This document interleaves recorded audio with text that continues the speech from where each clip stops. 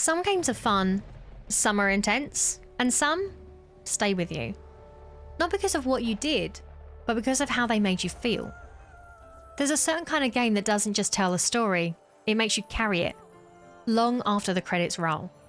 Today, we're ranking the 10 of the saddest games ever made, looking at when they released, the stories they tell, and why they hit so much harder than anything else in gaming. Starting at number 10 is Ori and the Blind Forest. This was released in 2015. At first glance, Ori looks like a beautiful platformer, bright colours, fluid movement, and a magical world. But right from the opening minutes, the game sets a tone that's hard to shake. Loss. Without saying much at all, it tells a story about love, survival, and separation. And what makes it so effective is how it uses simplicity. There's very little dialogue, but the animation, the music, and the pacing do all the work. It doesn't overwhelm you with sadness, it lets it slowly settle in. At number 9 is Brothers: A Tale of Two Sons. This was released in 2013. This game is built around a unique mechanic. You control two brothers at the same time, one with each analog stick, which is pretty cool. And the mechanic becomes the heart of the story, because as you play, you're not just watching their relationship, you're actively feeling it. There's no spoken language, it's just emotion, expressed through actions and moments. And by the end, the game does something very few games manage to do. It uses the gameplay itself to deliver its emotional impact, and it hits hard. Number 8, The Remains of Edith Finch. This was released in 2017. You return to your family home, uncovering stories about each member of the Finch family. And one by one, you learn how they died. Each story is different.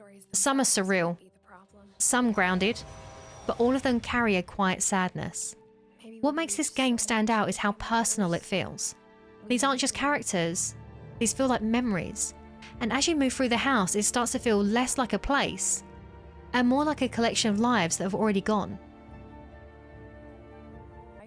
Life is Strange. This is at number 7 and was released in 2015. You play as Max, a student who discovers she can rewind time. And at first, it feels like a power fantasy and it's fun. Fix mistakes, change outcomes, save people. But the more you use it, the more you realise that some things just can't be fixed. The game tackles themes like friendships, mental health, and a loss in a very grounded way. And as the story builds, it forces you into decisions that don't have good outcomes, but only painful ones. And that's where its sadness comes from. Not just what happens, but what you have to choose. At number 6 is The Walking Dead, and this was released originally in 2012. Set in a zombie apocalypse, you play as Lee, protecting a young girl named Clementine. And over time, their relationship becomes the core of the story. What makes this game so emotional isn't just the setting, it's the bond. You actually watch Clementine grow, learn, and trust you. And the game constantly reminds you that this world is unforgiving. No matter what you do, you can't protect everyone. And when it reaches its conclusion, it's not just sad, it feels personal. At number 5 is Spiritfarer. Released in 2020, you play as Stella, a spiritfarer, who helps guide souls to the afterlife. And the gameplay reflects that.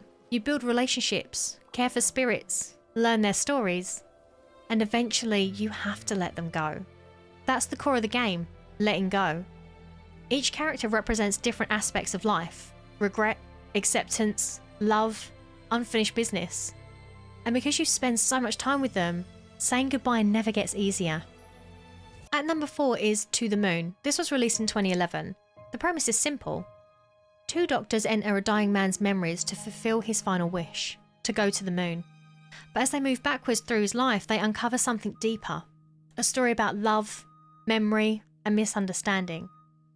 What makes To the Moon so powerful is its focus. There's no complex gameplay, there's no distractions, just story. And by the end, you're not just watching it, you're feeling every part of it. At number 3 is Red Dead Redemption 2. Yep, you heard right. Released in 2018, set at the end of the Wild West, you play as Arthur Morgan, a member of a fading outlaw gang. And the word fading is key, because the entire game is about things coming to an end. A way of life, a group of people, a sense of purpose. As the story progresses, everything slowly starts to fall apart, and Arthur's journey becomes less about survival and more about reflection, about who he was and who he wants to be. It's not sudden sadness either, it's gradual, and that makes it hit even harder. At number 2 is The Last of Us, and this was released in 2013. From its opening moments, this game sets a tone that never really lets go. Set in a post-apocalyptic world, it follows Joel and Ellie as they travel across a broken United States. But at its core, it's not about survival, it's about connection. Loss, protection, love, and the relationship between Joel and Ellie is what drives everything. And what makes it so powerful is how real it feels. It's messy, complicated, human. And by the end, you're left questioning everything, not just what happened, but whether it was the right decision. And finally, number 1 goes to That Dragon, Cancer. Released in 2016, this isn't just a game, it's a true story. This was created by a family documenting their experience raising a child with terminal cancer. You play through the moments of their lives, hospital visits, prayers, memories. And there's no victory condition, no way to change the outcome, and that's what makes it so difficult. Because unlike other games, this isn't fictional sadness, it's real, raw, unavoidable. That Dragon, Cancer, doesn't try to entertain you. It asks you to sit with something painful and simply experience it. And that's why it takes the number 1 spot.